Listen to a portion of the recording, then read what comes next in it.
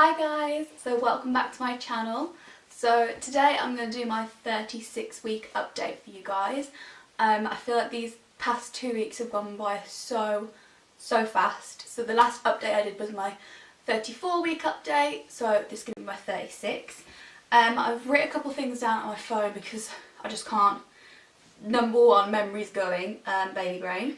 So first thing I've written them down as I've gone along, so some of them might be a bit like out of order, like they're not in a particular order. So the first thing, I still have no cravings at all. I still eat what I want. Like, I feel like a craving has to be something you want instantly, and it has to be something like that you want to eat a lot of.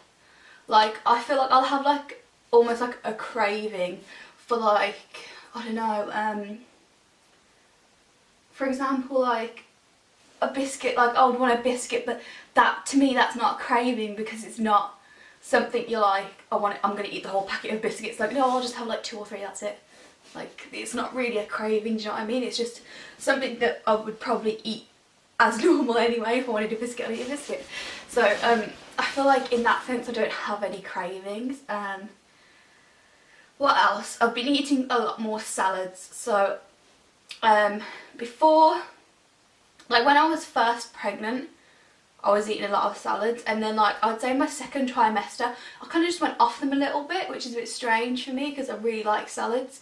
And then these last couple of weeks I've really been enjoying salads, and I've been kind of like almost like forcing myself to eat them because I know that they're healthy for me. I add my hemp seeds in as well, which is really good nutritional value to them, and my nutritional yeast. So there's a lot of things that you can add into salads to make them more bulky and more nutritious for you as well, because salads tend to digest very quickly, so you either need to eat a lot of them, add a lot of stuff to them, or eat other meals as well as them, like smaller meals with them. Add potatoes, that's a good one.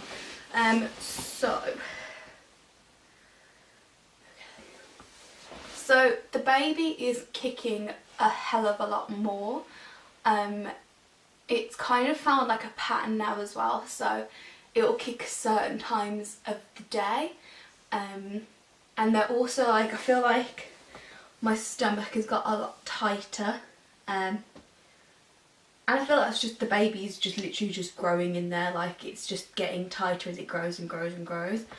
But because my stomach feels tighter, it feels as though the kicks are more prominent almost. Like, you can feel, you could probably see it as well. You could probably see where like the baby's head, like, well, not the baby's head, but probably the baby's bum would come out like this in my belly. So this is my belly, and it would like push it out. Where you really couldn't see that before. You could just feel it. You had to put your hand on there to feel it. Whereas now you can really see it, which is really cool. So yeah, the baby's been moving a lot more, and the movements are a lot stronger as well. Okay, so I find that I'm actually eating more frequently as well. So for example, before I was pregnant, I'd have my 3 meals a day and that'll be it, especially because I was at work as well. So I would have my breakfast in the morning before I went to work. Then while I was at work, I'd either have my break at 12 or 1. And then obviously I can't snack in between at work because I work on a shop floor, so I can't go off and just have a snack. So yeah, breakfast, lunch about 1 or 12 or 1. Then I would come home and have dinner, and that will be literally it for the day. But now I'm off work, I'm finding that I'm snacking a lot more. I feel like I actually need the energy. So I have my breakfast, and my breakfast has got a little bit bigger as well, so I'll have more in my breakfast. Then about 11 o'clock I'll have to have a snack, and then normally, so my lunch has probably gone a little bit further on, so I'd normally have my lunch about 2ish. Then I have to have a snack in between that, so about 4 I have a snack, and then I wait for Jora to come home to have dinner with him, and he comes around about 7ish. So I'm having like a snack in between every single meal basically. But it's not like a massive snack. Like the other day, yesterday I had a mango, and some little monkey nuts, roasted monkey nuts. And that's it. But the mango was so delicious. I haven't had mango for quite a while. I'm getting heartburn. Ugh. I feel like heartburn, you just have to breathe out sometimes. Whew. Okay, so yeah, mango I haven't had in ages and it was so delicious. I literally just cut it up, cut it into the hedgehog and just ate it off the skin. Oh, it was so nice. Okay, so the next thing.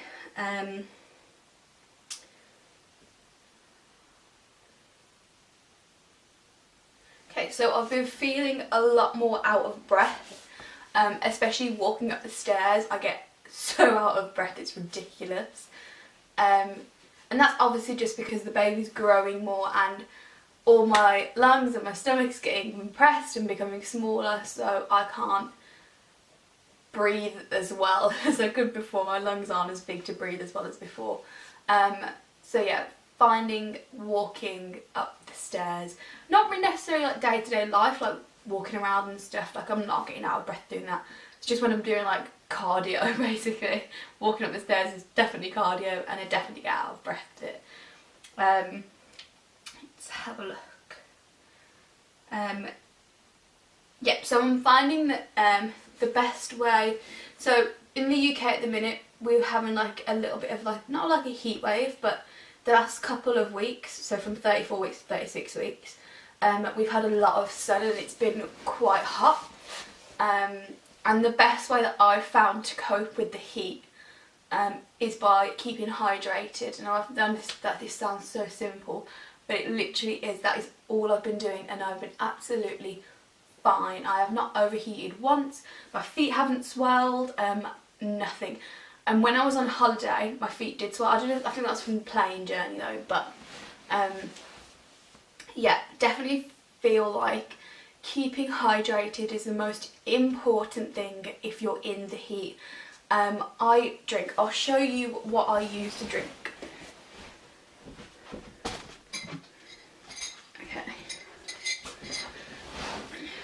So, I have one of these with every meal, maybe two of these with every meal. This is like a jar, a glass jar that I've just got from some kind of place, I don't know where it's from. It did have like the screw top lid. But we just use them as cups because they're so giant, it's literally like as big as my head. And then I've got my straw in there as well. So at the minute I've just got squash in here.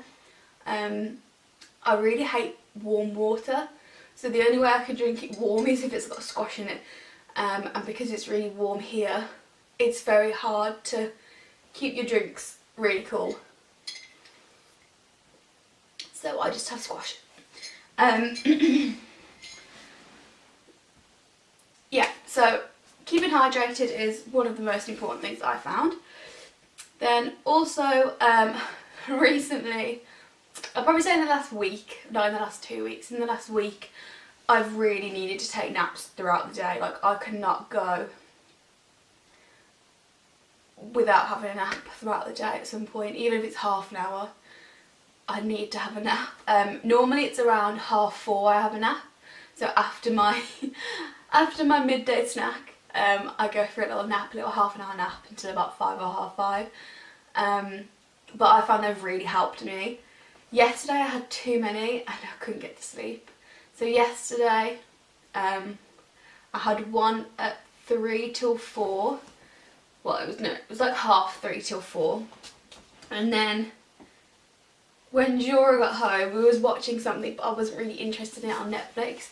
So I kind of like I got really comfortable on the sofa and I dozed off. And I must have been asleep for like another half an hour. And then he was like, well, should we go to bed? And I was like, yeah, okay, then let's go to bed. And then when I got upstairs, I was like, I'm wide awake. I was like, oh God, this is great. Wide awake. Oh, so yeah, get really tired in the morning, you don't want to wake up. Really tired throughout the day, you don't want to stay awake, and then when you want to go to bed, you're wide awake. So that's my dilemma. But yeah, that's only happened once, which was last night so far, so fingers crossed it won't happen again. Let's have a look, what else? So, okay, the last thing on my list is just about my home birth and what I'm doing, what's been happening, because the last couple of weeks I thought some things have slightly changed. So basically before, with my 34-week update, I was going to the doctors to have my appointments, to have my antenatal appointments. Then at the doctors on the 34-week appointment, I told them that I actually wanted a home birth. So then they suggested that someone from the home birth team comes out and sees me. So she came out, she was really lovely. She told me all about like home births and what it's about, what their team does and who will be here, how it works, everything like that basically that she told me. So then I was happy with it, and she said, okay, I'll book you in for, I'll book you in for a week's time. So that was yesterday. And then she said, just give me a text if you want it, if you've had, like, she basically booked me in for a week to give me a think, let me have a think about if I wanted to actually have a home birth after she told me what to expect. And I did, I still wanted to carry on, so I texted her, I said, yeah, carry on with the appointment, I still want you to come round and carry on my antenatal checks at the house rather than me going to the doctors now. So now all my appointments with the midwife will be here. So yesterday the appointment went really well. They did measure baby though, well they measured my bump, and it had gone, so they give you a chart in your book, in your green notes, and mine was following along, it was going along the middle line, so it was actually perfect. And then this week it did slightly just go, it only went up by 1 centimetre, it should have gone up by 2. So they were a bit concerned, and they was like, well, not concerned, but they just wanted to make sure everything was okay with the baby and it was growing properly. So they sent me for a scan yesterday. So I got to see baby again yesterday, which was so sweet.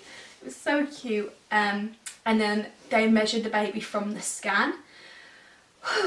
So yeah, see I'm getting out of breath, cardio.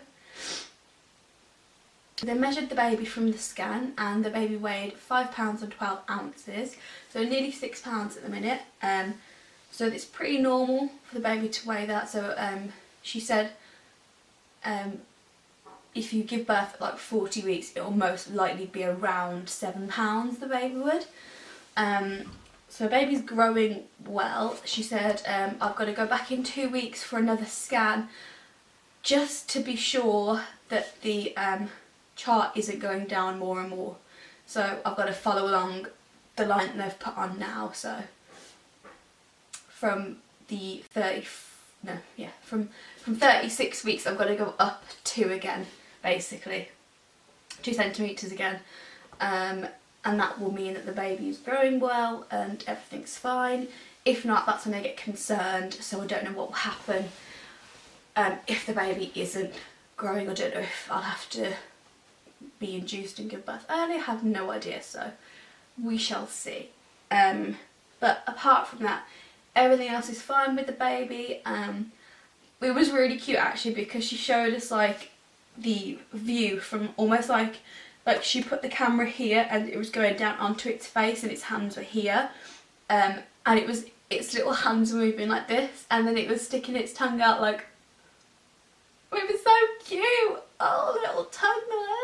And I was like, hey. But its hands were so chubby and cute.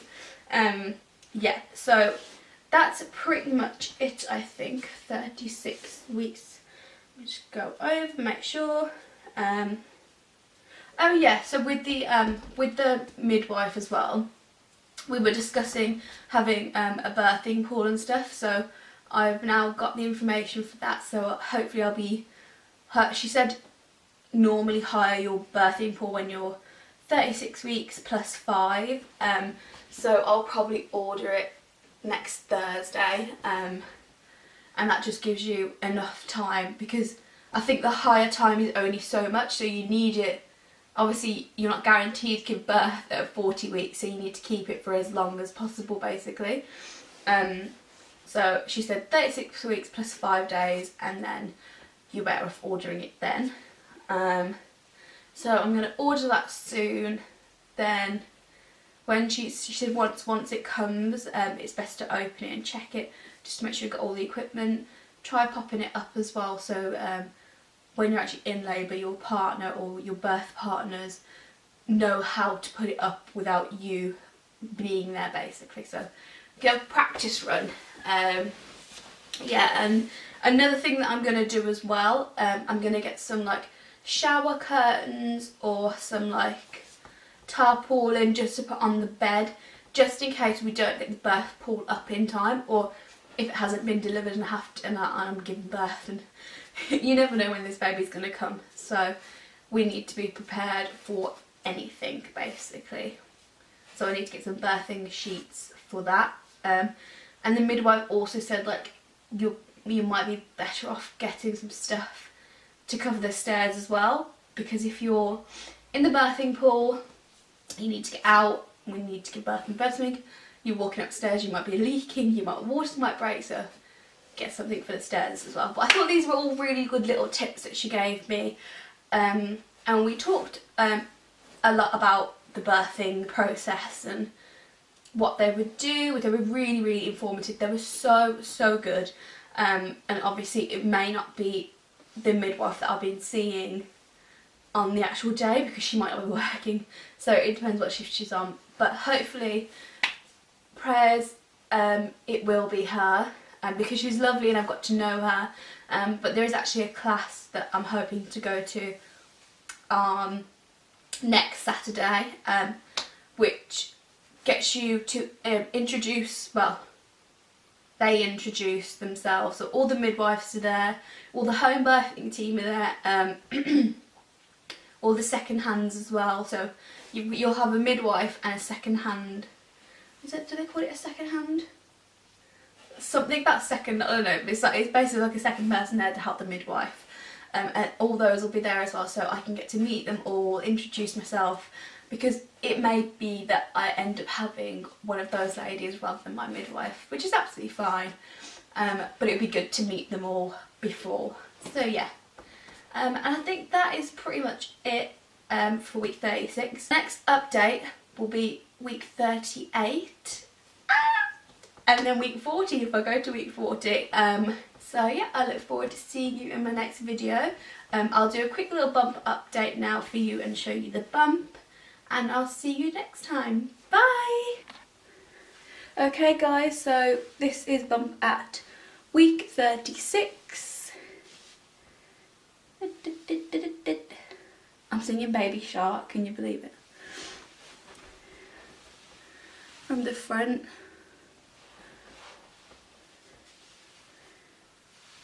I feel like it's got like more pointy this way, like this. Let me show you underneath. There we go. Baby is in there, growing. Ah.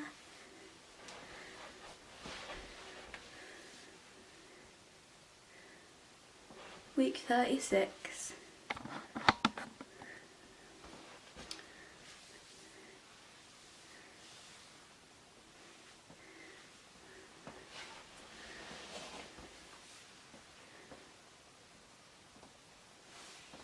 How cute is this top, by the way? I got this from ASOS yesterday. So cute, I love it. Little stripy top. Say bye, bump. Bye bye.